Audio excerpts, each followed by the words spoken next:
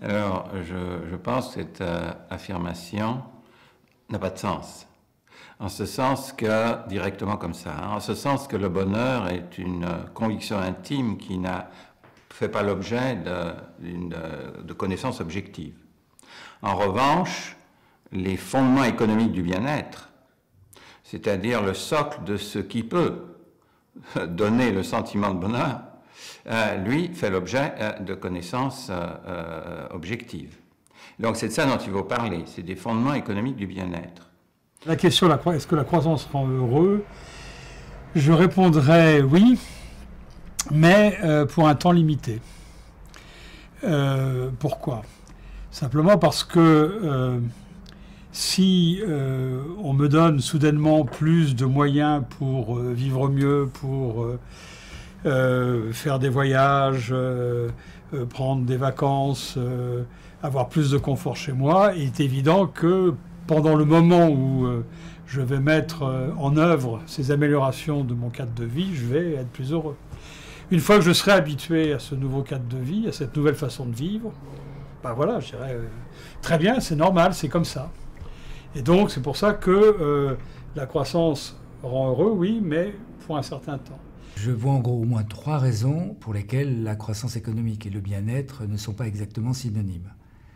D'abord, la croissance, ça peut entraîner de la pollution, ça entraîne du stress dans l'organisation du travail. Ensuite, le bien-être est difficile à mesurer et il dépend de beaucoup de facteurs.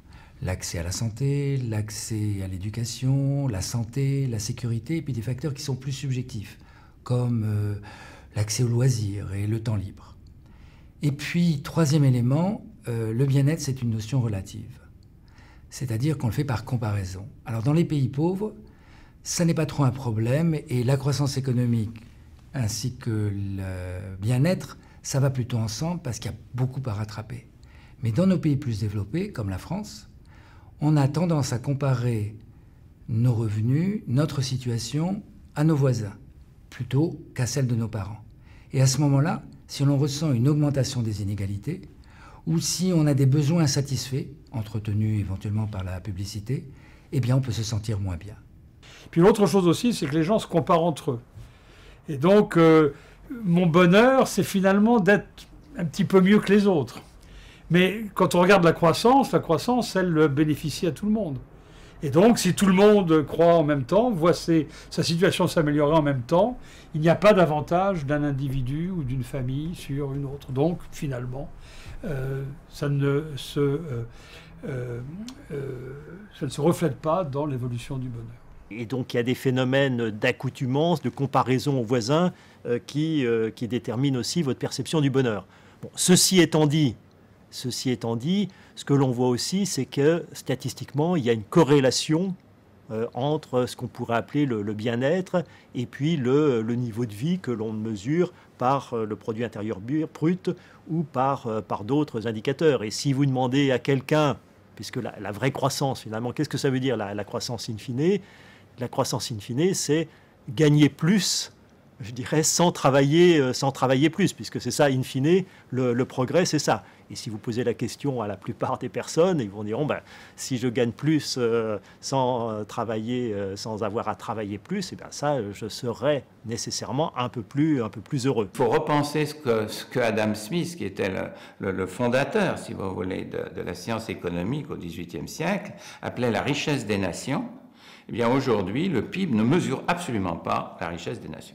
Quand on regarde aussi l'histoire des pays, on s'aperçoit par exemple que si on regarde l'histoire des États-Unis, par exemple, il y a des décennies de forte croissance et des décennies de stagnation économique. De manière générale, quand même, dans les décennies de forte croissance, les gens sont quand même plus heureux, les sociétés sont plus ouvertes à l'immigration, les inégalités se réduisent, le débat politique se dépassionne, il y a moins de populisme, et inversement, quand vous avez une décennie de stagnation, vous avez quand même une rétractation politique, si vous voulez, qui témoigne quand même du fait qu'une société quand même qui croît est quand même au fond une société plus heureuse.